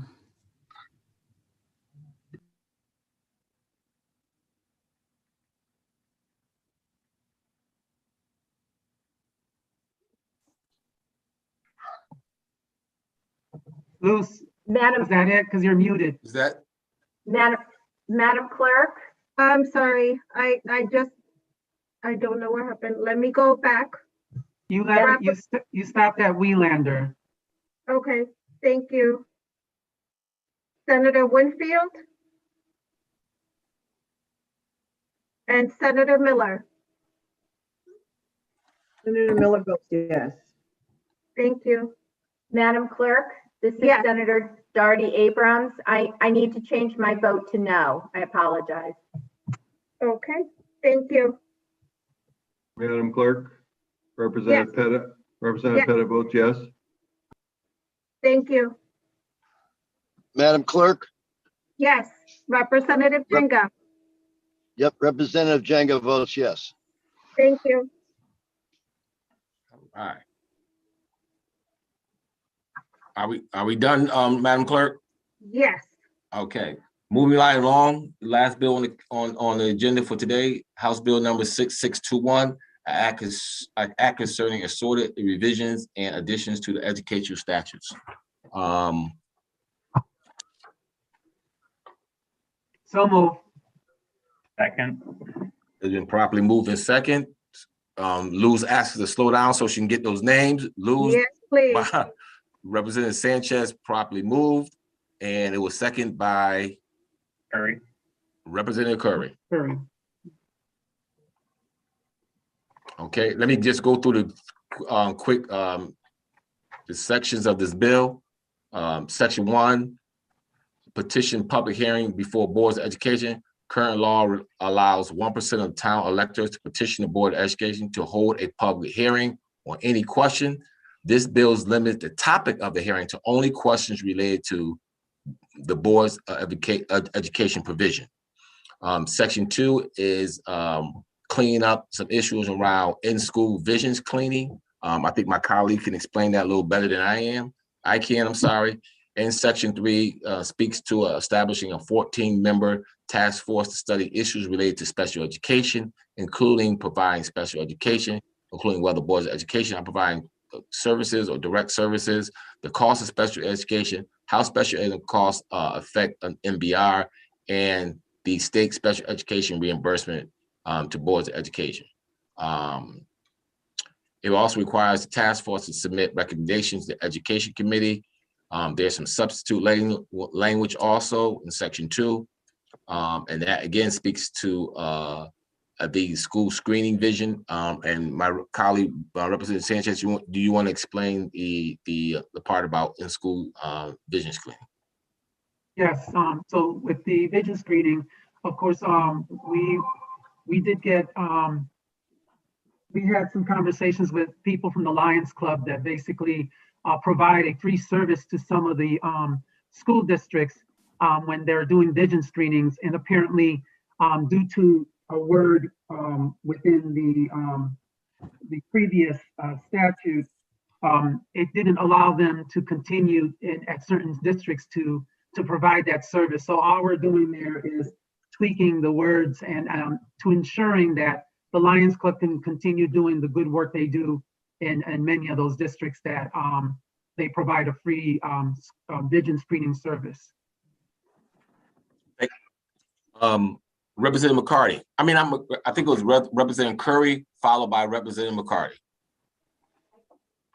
Thank you, Mr. Chairman. And I want to quickly just comment on the task force being put together with regards to special education.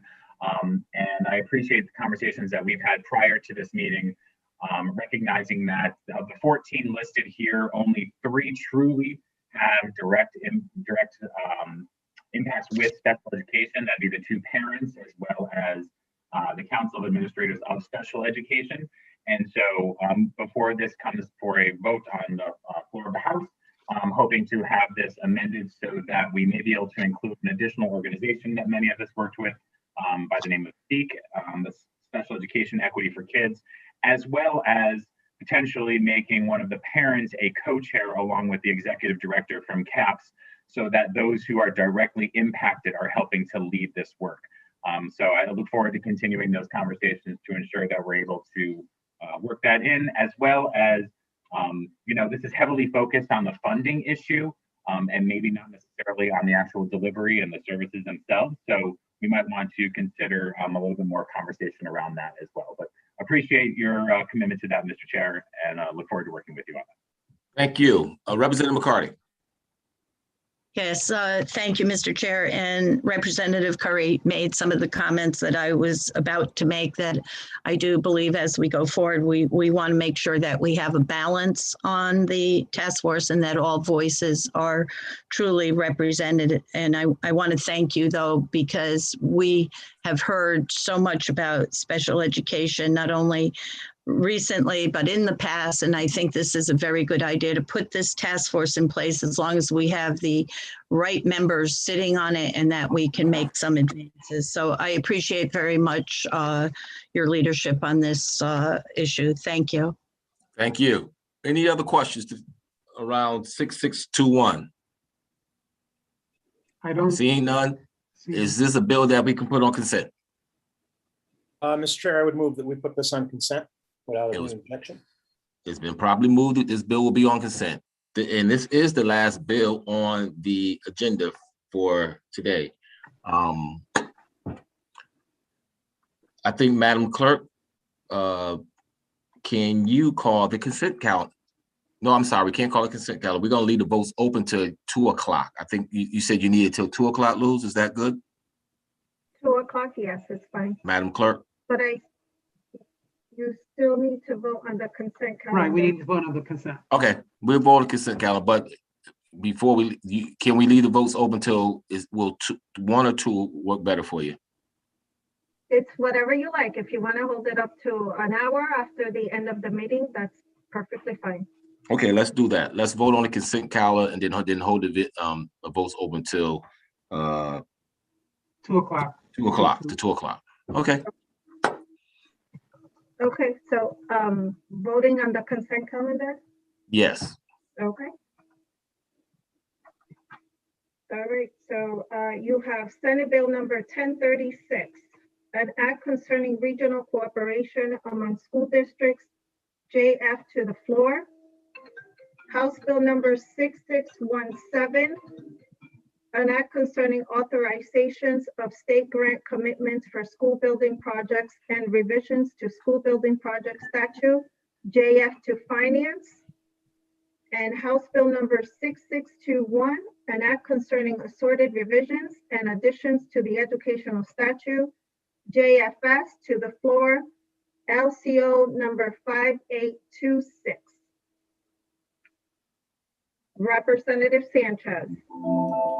Representative Sanchez votes yes. Senator McCory. Senator Corey votes in the affirmative. Thank you. Representative McCarty. Representative McCarty votes yes. Thank you. Senator Berthel. Madam Clerk, Senator Berthel votes yes. Thank you. Representative Berry. Representative Berry votes yes. Thank you. Senator Doherty Abrams. Senator Darty Abrams votes yes. Thank you. Representative Belinsky. Representative Blinsky votes yay. Thank you. Representative Callahan. Representative Callahan votes yes. Thank you. Representative Candelaria. Representative Candelaria votes yes. Thank you. Representative Carney. Representative Carney votes yes. Thank you. Senator Champagne. Representative Cook. Representative Cook votes yes. Thank you. Representative Comey. Representative Comey votes yes. Thank you. Representative Curry. Representative Curry. Yep, Representative Curry votes yes. Thank you. Representative Devlin. Representative Devlin votes yes. Thank you. Representative Exum. Representative Exum votes yes. Thank you. Representative Felipe. Representative Felipe votes yes. Thank you. Representative Fiorello. Representative Fiorello votes yes. Thank you. Senator Flexer. Senator Flexer votes yes. Thank you. Representative Jenga. Representative Jenga votes yes. Thank you. Representative Gibson. Representative Gibson votes yes. Representative Gibson. Can you turn on your Representative camera? Gibson votes yes. Thank you. It's on. Representative Payne. Can you see me? You're welcome. Thank you. Representative Haynes.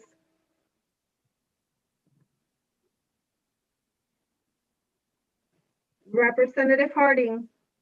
Representative Harding votes yes. Thank you. Representative Johnson. Representative Johnson votes yes. Thank you. Representative Kennedy. Representative Kennedy votes yes. Thank you. Senator Kushner. Senator Kushner votes yes. Thank you. Representative Leeper.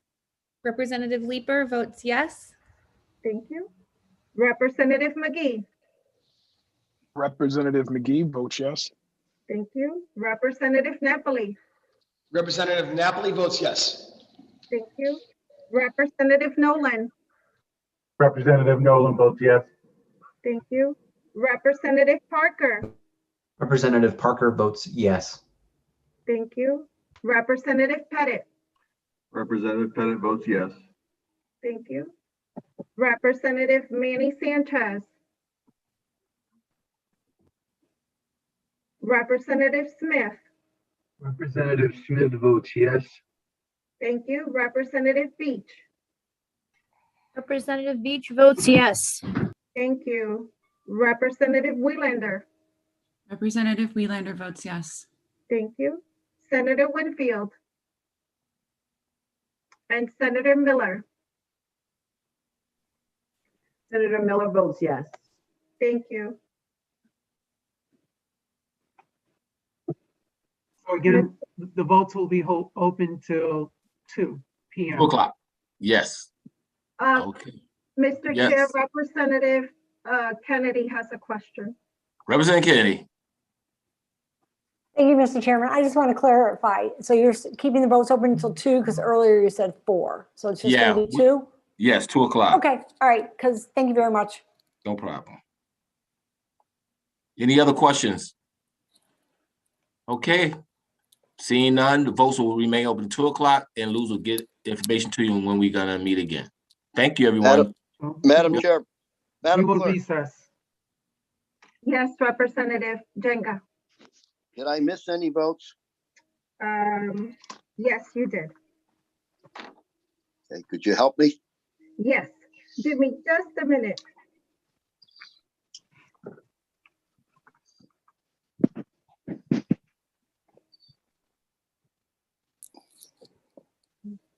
Yes, you missed 948, Representative Jenga. 948? Yes. Well, I thought I voted on it. Yes, I vote Yes. yes on that. Okay, thank you, sir. Hold on, let me just confirm on the other ones. Sure.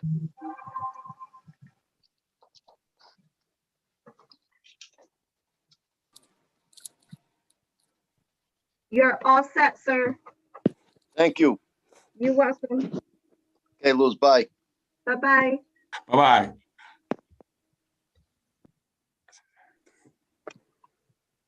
It's Pat Moose. Yes, hi, Senator Miller. Hi. The consent calendar. What was the first bill on the consent calendar? Sure. Senate Bill 1036. Okay. And 6617 and 6621. You got it. Yes. Okay. So I missed the first vote, I believe. I think that's the only one I missed. Cheaper. Let me just, I'm gonna review just to make sure you didn't miss any votes. You also missed 948, which was a roll, that was the first bill and that was a roll call. Right. Is that the only one I missed? So I vote yes for that. Okay, you vote yes on that one. I think that's the only one I missed.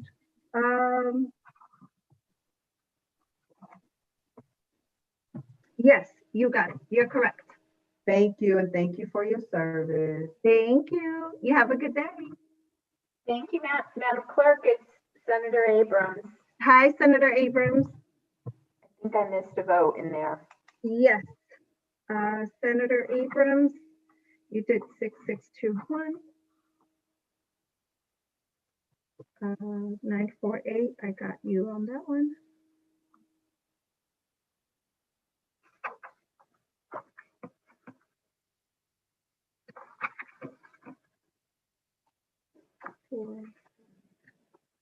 I think it was 1032. Yes, I just want to confirm that you did not miss anything else. Thank you. Mm-hmm. And there was no vote on 949, correct? Correct. Yes, you missed 1032.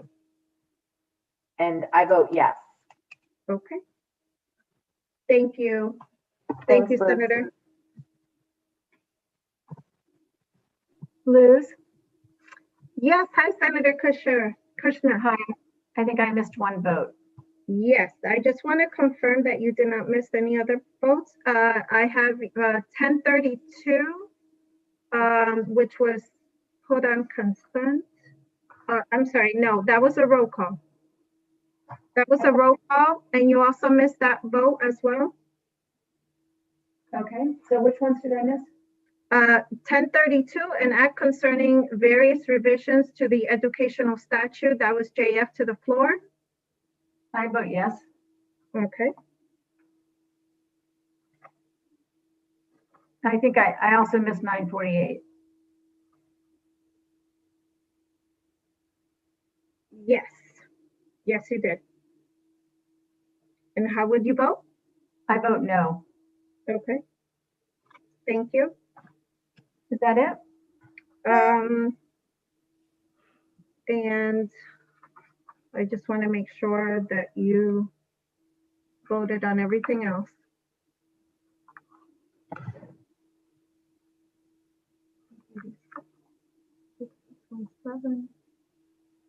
Okay. You are all set, Senator Kushner. Thank you very much. You're welcome. Hi, Luz. It's Yes. Representative Carney. I got on late. Was 948 the first bill? Yes, 948 was the first bill. 949 was put on hold. And I think I voted on everything then. I just want to make sure before you miss anything. Give me just a minute.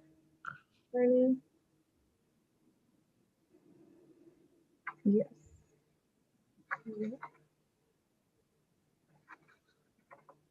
You're all set, Representative Carney. Thank you so much. Thank you. Hi, Luz. It's Representative Callahan. I'm bouncing back and forth to judiciary, so I don't think I missed anything, but I'm double checking. Okay, thank you for double checking. Carney. You are all set, Representative. Thank you, ma'am. Have a great day. You too. Hi, Liz. I'm doing the same thing, bouncing around. I just wanted to make sure I didn't miss any votes. Sure. Thank you for checking. Sure. Representative Hudson.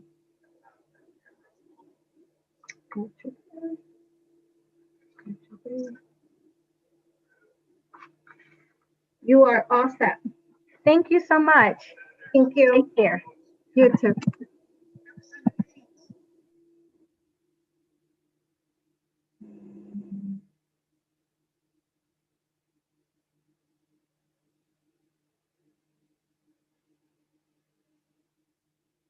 Representative Comey? You're muted. Yes, so I just want to double check that you didn't miss any votes. I did miss votes. Okay, so I have no votes for you for Senate Bill 1032. An act concerning various provisions to the educational statute. Representative Comey votes yes. Okay.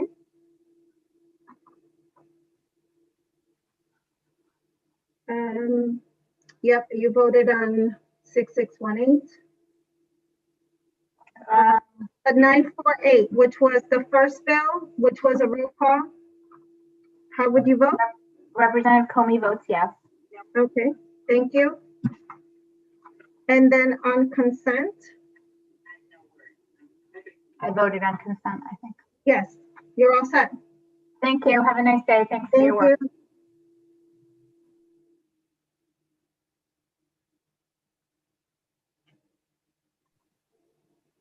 Wait, Luz, do we Representative Comey's vote on 6618? I didn't get that one.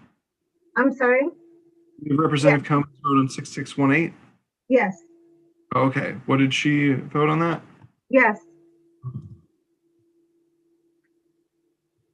Cool. All right, then I'm all set. I can go type up the minutes. Might take me a while. It's a longer one, but I'll send it over to you as soon as I have got it. Thank you.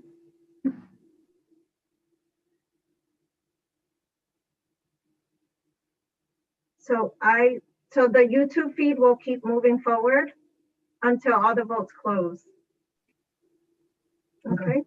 Anything else you need from me, Luz? Nope, I think we're all set.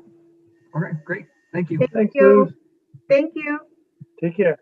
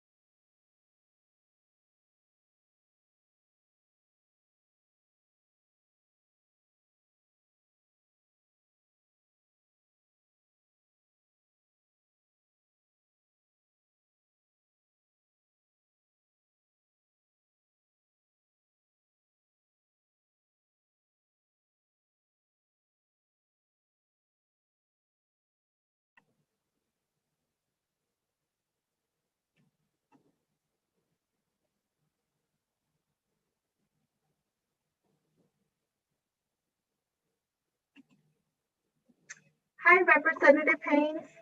Hello, Luz. How are you? Good, how are you? So I'm good. I'm good.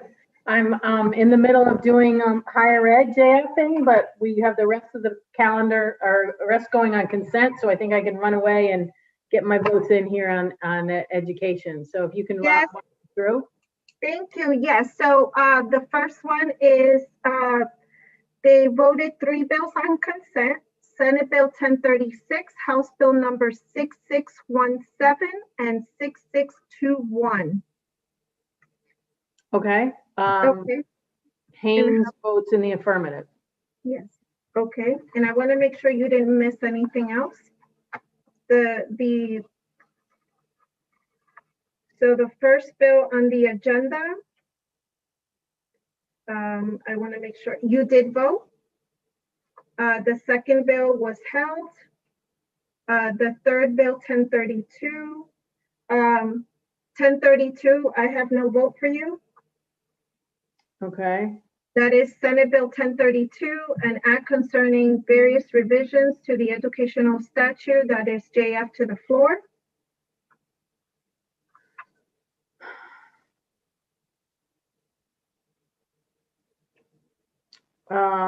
Sorry, I'm just looking at it really quick here. That's okay.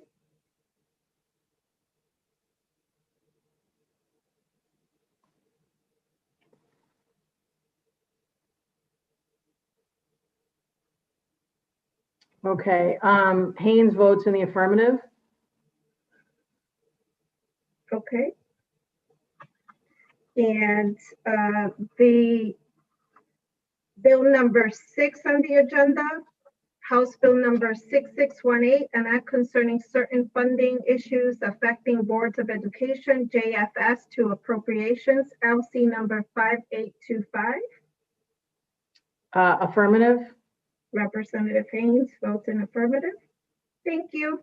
You're all set. Thank you, Luz. Appreciate it. Thank you. Have a good one. Thank you. You too.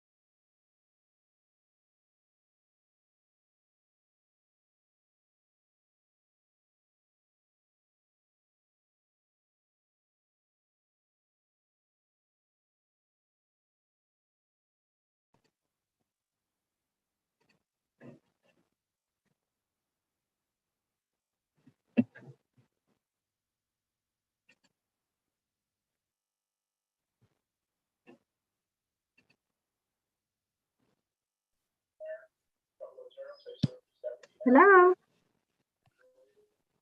Hello, Hello, Senator Champagne. How are you? I'm good. I'm sorry I had a funeral today. I couldn't be at the meeting. That's okay. I'm sorry for your loss. Thank you. Okay, so there was 3 bills on the consent calendar.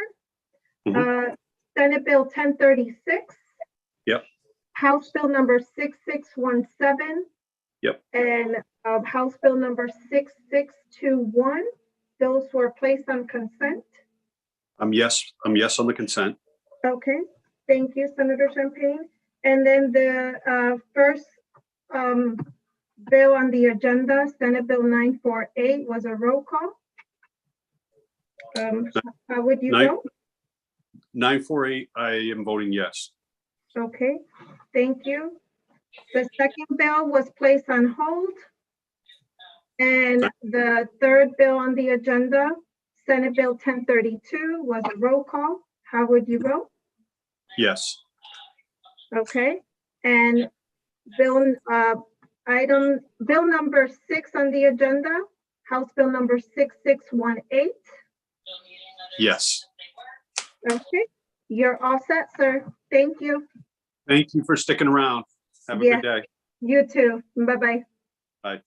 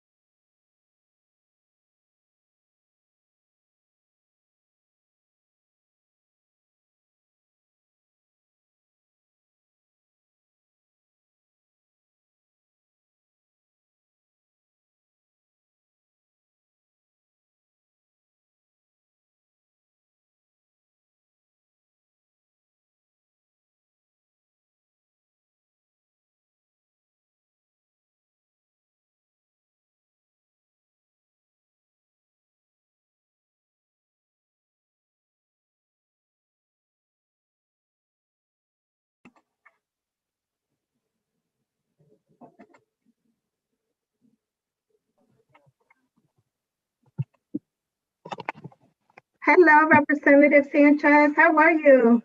Good, how are you? Okay, so I'm gonna give you, okay, so on the agenda, item number 1, Senate Bill 948 was a roll call.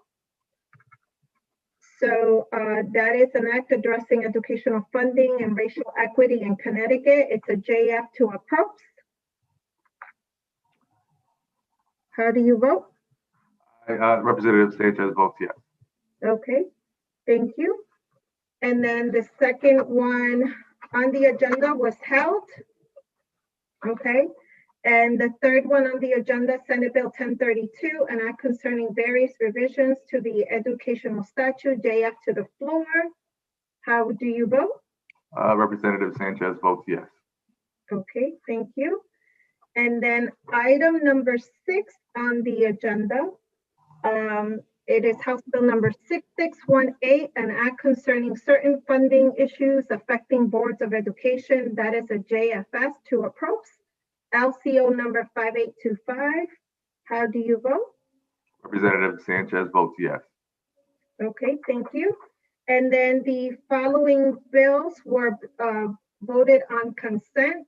That is Senate Bill 1036, House Bill number 6617, and House Bill number 6621. How do you vote? Representative Sanchez votes yes. Okay, thank you. You are all set? Thank you. Take care, Lucy. Thank you. You too.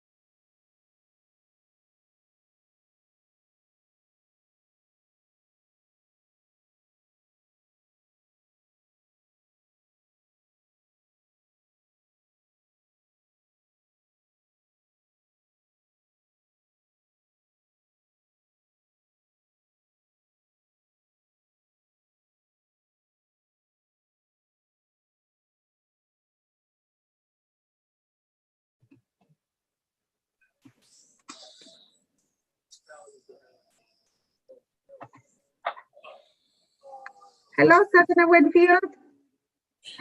Hello, hello. How are How you? are you? Okay, so I'm gonna go through the order of the agenda. So Senate Bill 948, which is the first one on the agenda, was a roll call. And this bill is going to JF to approves. I'm in the affirmative. Okay. Thank you. And then Senate Bill 949 was held. Okay. Held. Held. Okay. Yep, it was held. Senate Bill 1032, JF to the floor. How do you vote? In the affirmative. Okay. Thank you. And House Bill number 6618. And Hold on. that is a JF to approach, LCO number 5825. 1 second. Let me just. Sorry. No, that's okay. Which one did you just say? House Bill number 6618. Oh, in the affirmative. Okay. Senator Winfield in the affirmative. Thank you. Thank you. And then the following bills were placed on consent. They are items number 4 on the agenda, Senate Bill 1036. Item number 5 on the agenda, House Bill number 6617. And finally, item number 7 on the agenda, House Bill number 6621. Sure. I'm in affirmative, Senator Winfield. Okay. Thank you, sir. Thank you. You're all set. Talk to you later. Bye-bye. Bye-bye.